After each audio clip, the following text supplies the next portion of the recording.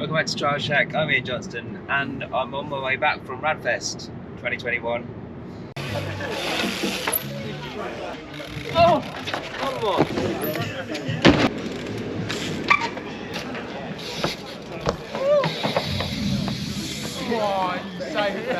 It was really good. I'm feeling grateful that we got to ride because it's probably the worst weather it's ever been for a Radfest that I've been to.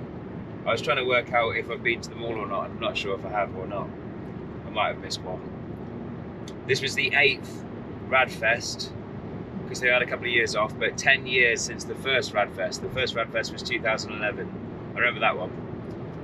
And it absolutely chucked it down. It was just raining inside the tent. It was just leaking all over the place. So that's 4 of us that we're going to be staying there with nowhere to sleep. We got a Premier Inn and we stopped at a Premier Inn on Friday night. And luckily Dan Wheeler came to the rescue. Thank you very much, Dan. And we had somewhere to sleep on Saturday night as well. So after sleeping in the Premier Inn and it chugging down with rain again Saturday morning, Rad had to put out a notice to say that the dirt jumps were closed. So if the people were going just to ride dirt jumps, then don't bother coming. They also had the problem of not having enough parking because the parking field across the road was so muddy that it was going to be too difficult to get cars in and out. So I think it was basically touch and go whether the whole thing was cancelled or not. But if you had travelled there already and you already set up your tent, they weren't exactly going to turn people away. So they put out warnings. I think people basically that weren't able to make it or read that message and then didn't come are going to get refunds or can move that booking to their next event, which is going to be in a few weeks' time. No, there is an event in a few weeks' time which is for unicyclists, but they have announced that they're going to do a Radfest reboot for people that couldn't make it because of the parking situation in the rain, and for all the dirt jump lads that basically the whole event was cancelled for them. Personally, I didn't get to ride that much. If you don't know about my recent thumb dislocation, then check out the Coping with Injuries video. I just cover it in the start of that. But my cast came off last week, and so my arm's not perfect. Not my arm, my thumb. My thumb's not perfect. I've just got to the point where all the day-to-day stuff is kind of fine. But there's certain movements that still cause pain in the joint that I dislocated. So I did get to go on my bike, and I'm feeling grateful about that because it felt really good to get some riding done. I've recently moved into a new job, so I've had 3 weeks of like intense product training. It was ready for a break. I was ready for a break. I really needed that weekend away just to hang out with some mates and relax. So I did get that. But back to Radfest. So Saturday morning, we went back over to Rad. There were pools of water in the little bedrooms of the tent. We took the tent down before the rain got any worse, and I put it in a skip. And I'll have to buy a new tent for my family holiday. At that point, we were ready to just not go, or not stay there, because we thought, well, it's meant to be a weekend for hanging out and riding. At the moment, it doesn't look like we can ride at all. There were some massive puddles in the field. Where people had been riding, then a lot of it got pretty muddy.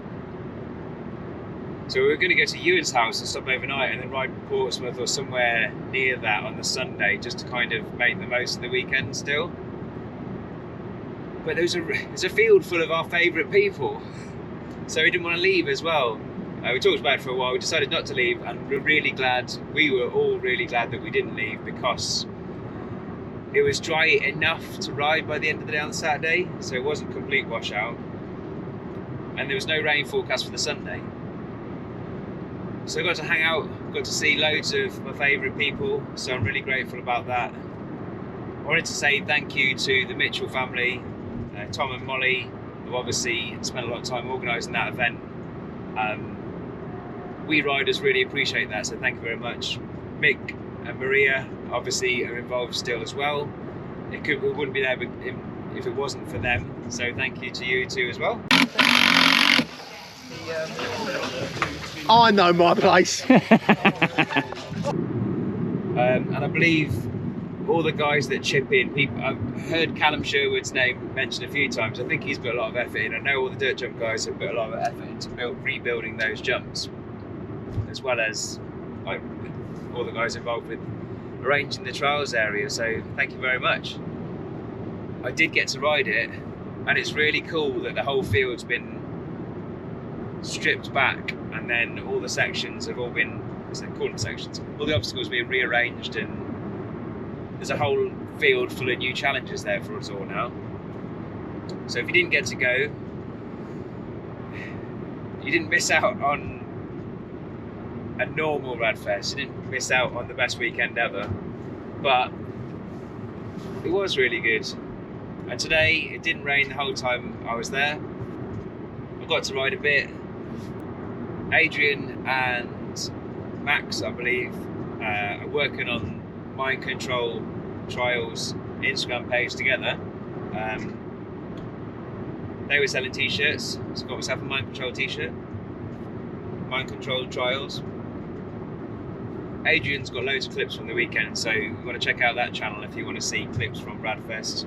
There's loads of great riders there, riding non-stop, like rain or no rain. I did get some clips, so here's a few of them.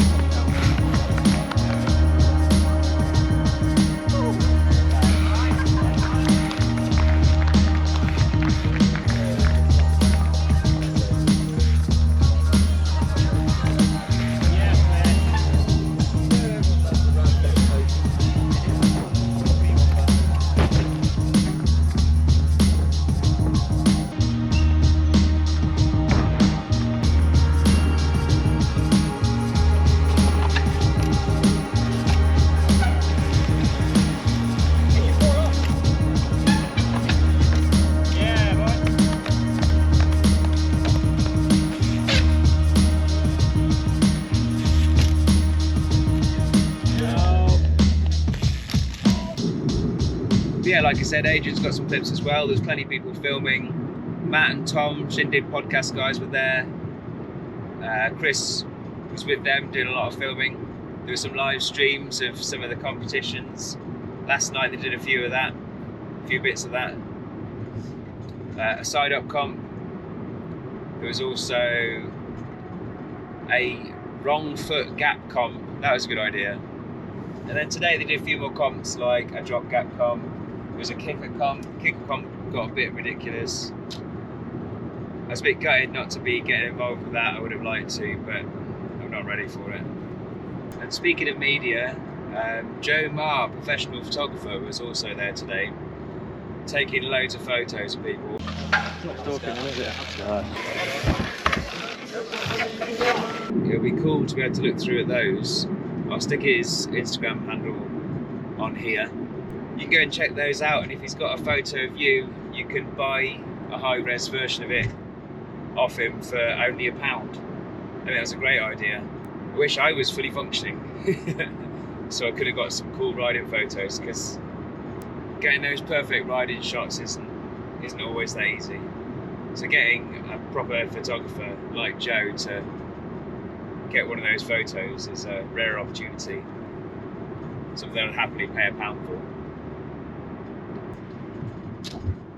A reminder on the 500 subscriber giveaway: when we hit that 500 subscriber mark, then a winner's going to be picked at random from the comments on the videos. So the more videos you've commented on, the more chance you've got of winning. So all you have to do to enter is be subscribed and leave a comment on a Trial Shack video. Because the winner's going to be picked at random, then the more comments on more videos that you leave, the more chance you've got of winning. At the moment, Luke Walder went crazy the other day when I told him this, and just left a comment on basically every video so far. Well, it's a good move. He's most likely to win at the minute, but you can do the same. The prize part at the moment includes a Have No Limits hoodie, a 20% off discount code for fxn.global, a set of pedals. You get to pick whether you want caged or platform pedals, some Trial Shack goodies, and there'll be more in it as well.